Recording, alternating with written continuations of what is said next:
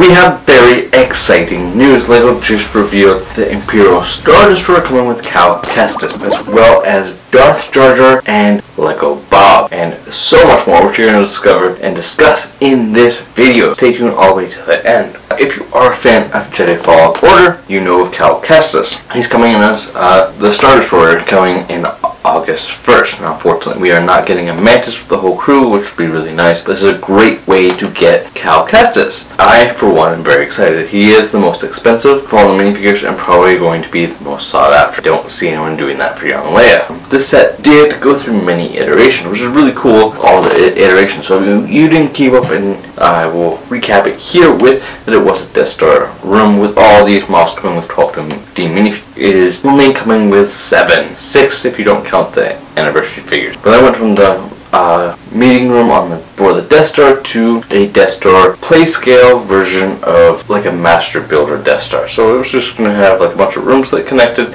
and not really be a full Death Star, because that was going to cost like, the last one was $400. So, and that was 10 years ago. But that one unfortunately did blow up, and it became what it is now, which we only found out a week ago. Last week it was rumored to be the Star Destroyer, and then it was leaked today. Let's kind of go through it a little bit, because now it is $160 coming with, it's set 75394. It is going to cost you $160. It is available for pre-order, so I will leave my Amazon link down in the description.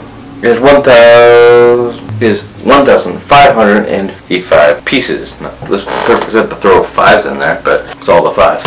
I'm kidding. It does come in pretty big. It's about 6 inches high, 18 inches long, and 11 inches wide. But yeah, so it's going to be over a foot, probably slightly about that. So pretty good. I don't know what the last one measured in, the 2014 one. I definitely know it's going to be a little bit smaller than that. Probably by a couple inches. It is going to be 5 studs shorter than the 2014. But some of the notable things that are really cool here that I'm just going to point out is the foldable handle. So you have two little panels that open up, give you access to the handle so you can fly it around. If you don't want the handle, it stays hidden away and not very visible, which is really cool. And it does have 2 spring-loaded shooters for playability, which is cool. And they look pretty good. They are also very hidden away. I love when Lego does this. They spring-loaded shooters, hide them away, but I don't have to remove them, but they're there if I want them, but if I don't want them, I don't have to use them, and I don't have to remove them, and it still looks good. So I think that was really good. There's a ton of detail on the Star Destroyer. It looks really good. Revealing on them, well, not too much. Yeah, the hinge pieces because it is going to open up. You just remove, there's a top section toward the back of the bridge, pull off, and I do wish the bridge kind of opened up so you could put a commander or Darth Vader up there. Doesn't look like that's the case, but maybe you could as you're building it. It looks like that you could theoretically pull off the top and put someone in there, but it only being 3 studs wide, I don't know it would be if they left it open for you to be able to do that. It does look like you pull off the handle, kind of sits up as part of the structure, and then it has the top section that you build kind of lays over that. Really cool. But then you have the bridge that Darth Vader can walk on. It does look like you have there's a lot of open area that they did really add a lot of detail inside the ship, which is really cool. It's hard to see what they're trying to do with the front. I mean, it's definitely the front is trying to be that bridge section, and the back is kind of the rest with all kinds of panels and whatnot that are, it looks like probably going to be stickers, and then you got the buildable, you're definitely tracking an enemy coming up behind you, starships or whatever. So they've got some red dots that you build into this hologram, really kind of sick. And there's the syringe, which is acting as something, and you got a weapons array, all kinds of control panels, little weapons clips in there, and those engines look pretty sick. 3 main engines all lit up. That nice translucent blue looks really nice on those engines. And then the 7 minifigures, which are, you have Darth Vader, of course, with a nice printed arms, looks really nice. Does have the commander there is Commander Protege, which did appear in Empire Strikes Back. Imperial Gunner, Imperial Navy Trooper. I feel like the Navy Trooper really just doesn't belong on a Star Destroyer, and maybe I'm wrong about that, but I feel like watching through the original trilogy, you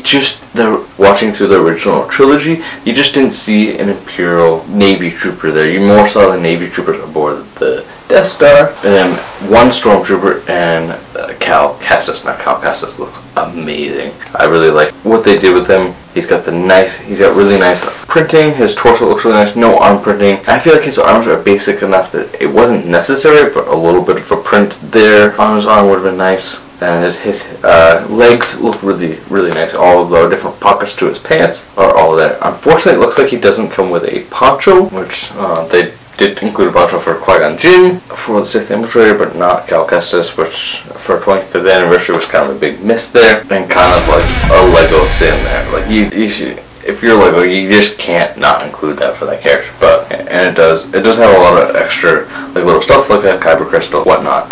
We're gonna move on to the Star Tour because Lego did put out a little video for their show coming in the fall in September for some of their August-September wave, including the Dark Millennium Falcon is going to make an appearance in the show, as well as their switchable X-Wing and TIE Fighter we got to see. And we also got Darth Jar Jar, who is going to be coming in that Dark Millennium Falcon. We still don't know that much about. We have a list of potential characters that are coming. There's also going to be some named characters from that show coming in with that TIE Fighter and X-Wing 2-pack. Then we have Lego Bob, which looks really good, coming in his own Starfighter, and it's now looking like he's going to have like a Phase 1 clone. The Dark Side Millennium Falcon is going to have 1,579 pieces, going to be that $180, and it is going to have that Darth Jar Jar, Dark Ray, Evil C-3PO, Beach Luke Skywalker now, a Darth Dev Grieving, which is going to be probably from the show itself, and then a white Darth Vader. But there is some new information on Jedi Bob Starfighter. He's going to have a few more characters than just the 2 that we thought. Looks like he's going to have about 4 for that $35. Possible astromech,